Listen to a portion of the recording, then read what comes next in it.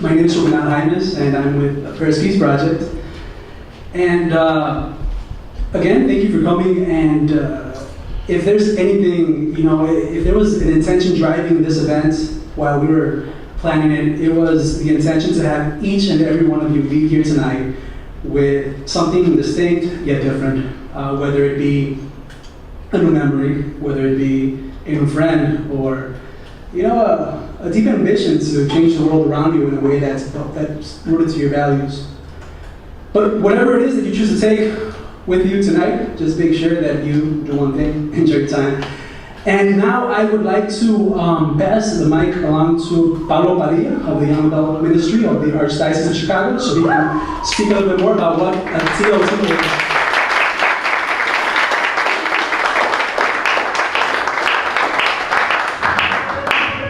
Buenas tardes, good afternoon everyone.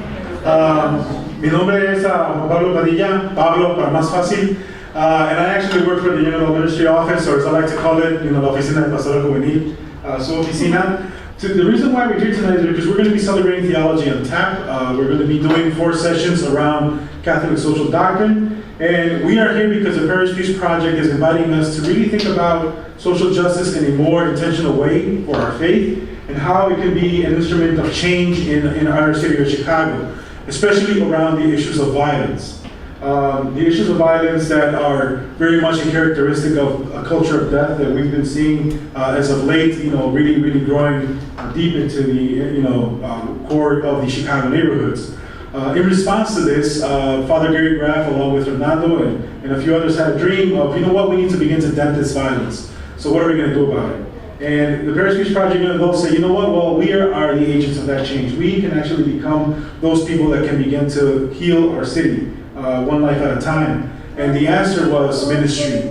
Let's bring an encountering with Christ to the level of the individual, wherever he's at, wherever she's at.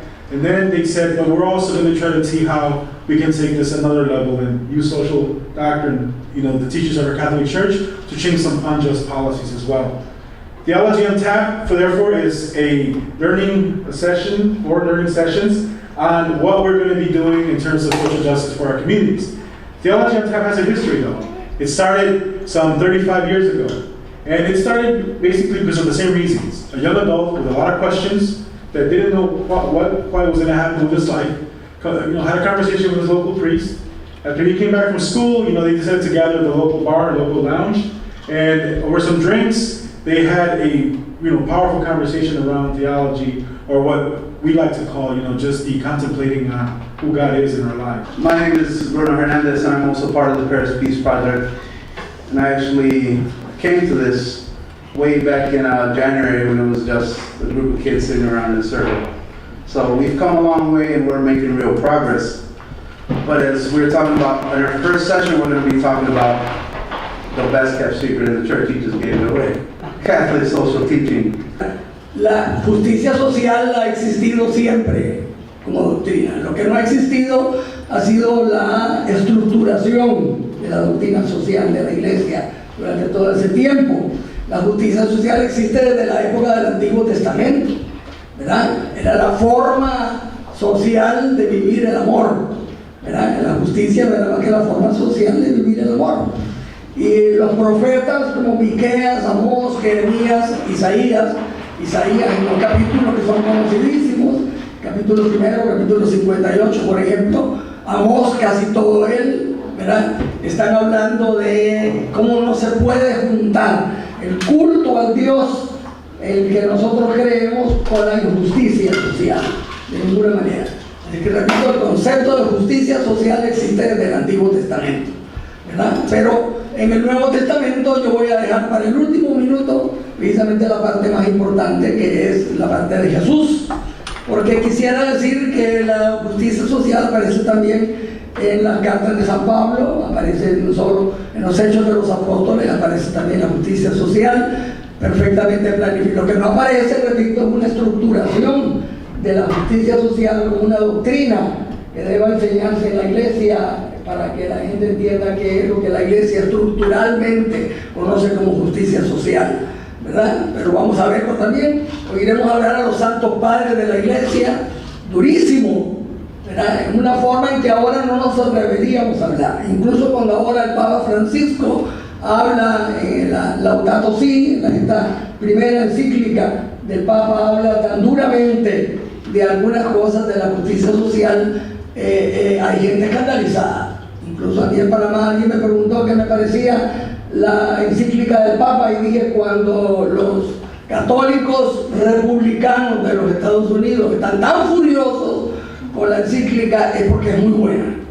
Debe ser muy buena porque dice directísimamente cosas, hace acusaciones directísimas que no se habían hecho en ningún otro documento de la Iglesia, ¿verdad? Siempre se hablaba en una forma general en la Iglesia, se decía que la violencia venga de donde venga, no es aceptable para la Iglesia, pero nunca se sabía de dónde venía la violencia, ¿verdad? Y en esta encíclica el Papa señala directamente las causas, quiénes son los responsables de la injusticia social que hay en estos momentos en el mundo. El mejor resumen, con mucho, el mejor resumen que ustedes pueden encontrar cuando le quieran explicar a alguien lo que es la doctrina social de la Iglesia es el Populorum Progressio del Papa Pablo VI, ¿verdad?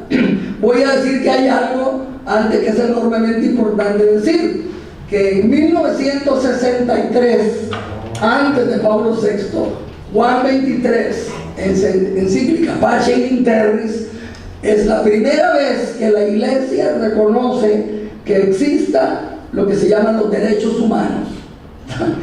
No ha habido ni un solo documento anterior de la Iglesia en la que se reconozca la existencia de los derechos humanos. Esto dice, no hay ninguna razón para reservarse en uso exclusivo lo que supera a la propia necesidad cuando a los demás les falta lo necesario, ¿verdad? Esta frase cuestiona totalmente el que alguien considere que tiene derecho a mantener como propias cosas que superan a su propia necesidad cuando hay gente alrededor que no tiene ni siquiera lo necesario, ¿verdad? Así que esta idea que ya aparecía en los santos padres de la Iglesia, voy a leer algunas de las frases de los santos padres de la Iglesia. Hay un grupo de millonarios, unos 10 millonarios en el mundo que tienen más riqueza acumulada que probablemente el 80% de los demás países del mundo juntos, ¿verdad? Y esto es porque es absolutamente inaceptable para una mentalidad como la mentalidad cristiana, ¿verdad? San Agustín, que tiene un ejemplo precioso de lo que debería ocurrir, dice, ¿por qué grita la lengua si a ella nadie la ha pisado? Cuando pisan un callo, grita la lengua, pero ¿por qué grita la lengua si a ella nadie la ha pisado? Dice, dice que si la lengua esperara a que la pisen a ella, a que la golpeen a ella, nos machacarían enteros antes de que ella haya sido tocada. Incluso ella misma moriría antes de. Gracias a que la lengua se siente solidaria hasta el último callo del cuerpo, nos salvamos cuando alguien pone el pie. Si eso ocurriera en la comunidad cristiana, en la que somos un solo cuerpo, el cuerpo de Cristo, ¿verdad? Entonces dice, si cada vez que tocan a una persona saltáramos todos los demás, andarían con más cuidado para tocar a nadie. El problema es que hemos perdido totalmente la solidaridad que es esencialmente cristiana cuando hablamos de que somos miembros de un solo cuerpo, ¿verdad? Y que no puede afectarse a una parte del cuerpo sin afectar al cuerpo entero. Es lo que en el credo se llama la comunión de los santos, ¿verdad? Que nunca explicamos a la gente lo que significan esas frases del credo, pero esa frase del credo significa que por secreto que sea lo que yo estoy haciendo, si es una cosa buena, afecta al cuerpo entero, y si es una cosa mala, por secreto que sea, afecta al cuerpo entero de la comunidad cristiana, ¿verdad? Esa solidaridad absoluta que existe, repito, San Agustín la cuestiona de esa manera. Es decir, porque quiero acabar ahora después con lo de Jesús, ¿verdad? Y el problema de Jesús, el reino de Dios y lo que significa el sistema. Porque lo que el Papa Francisco está diciendo en la Laudato Si va directamente contra el sistema económico neoliberal globalizado, que es el sistema económico que reina en este momento en todo el mundo y que nos ha llevado a esta crisis brutal que no solo tiene efectos económicos, sino que tiene efectos sociales, políticos y ecológicos. Pero el concepto que Jesús tiene del reino de Dios va directamente en contra de lo que es el sistema económico neoliberal globalizado. Y voy a poner tres cosas nada más en las que son líneas totalmente distintas de Jesús, ¿verdad? Para el sistema económico neoliberal globalizado, es lo que el Papa explica claramente con esta encíclica Laudato Si, el valor más importante es tener, acumular. Le van creando a usted necesidades artificiales. Para la iglesia y para el reino de Dios, el valor más importante, según Jesús, es compartir expresamente. Y el segundo valor del sistema económico es poder. El poder da tener y el tener da poder. Entonces, el segundo gran valor, por eso los gobiernos en América Latina y en todas partes ahora están intentando buscar la reelección, cada uno de ellos. En todos nuestros países se están cambiando las constituciones políticas para que el presidente pueda reelegirse. El tercer valor del sistema es el placer. Tener, poder, placer. Son los tres grandes valores del sistema. Y donde el sistema manda como valor el placer, el Evangelio manda amar como actitud fundamental, ¿verdad? No la búsqueda de placer, sino la búsqueda de manifestar el amor que va a crear unas condiciones completamente distintas. Pero yo quisiera que terminemos oyendo lo que dice precisamente el Papa en la encíclica Laudato Si. El Papa hace un análisis en el que dice que lo que se necesita es un cambio de estructuras. Una cosa que se había dicho en América Latina desde 1960 en adelante, estamos con la teología de la liberación. Pero luego la iglesia salía diciendo que nada sirve cambiar las estructuras si no se cambia primero persona por persona las actitudes de las personas. Y echó abajo esto. Bueno, el Papa ha vuelto a reivindicar esta idea de que si yo nazco en una familia donde lo que importa es acumular, antes de que yo tenga 7 años ya mis criterios serán de que hay que acumular. ¿Estamos? Ese es el pecado original que mancha a la persona antes de que tenga conciencia, ¿verdad? Si yo nazco en una familia de ladrones, aprenderé que apropiarme de lo ajeno es un valor. ¿Estamos? Y lo aprenderé antes de que yo pueda razonarlo o discutirlo, lo habré vivido en el ambiente, ¿verdad? Hay dos cosas que no se pueden enseñar con explicaciones. Una es el amor y la otra es el miedo. Estamos, las dos cosas hay que hacerlas sentir para poderlas explicar. Enseñar cómo se ama solo se puede enseñar amando, no se puede enseñar de ninguna otra manera. Estamos o siendo amados, pero en ninguna manera se puede dar con explicaciones.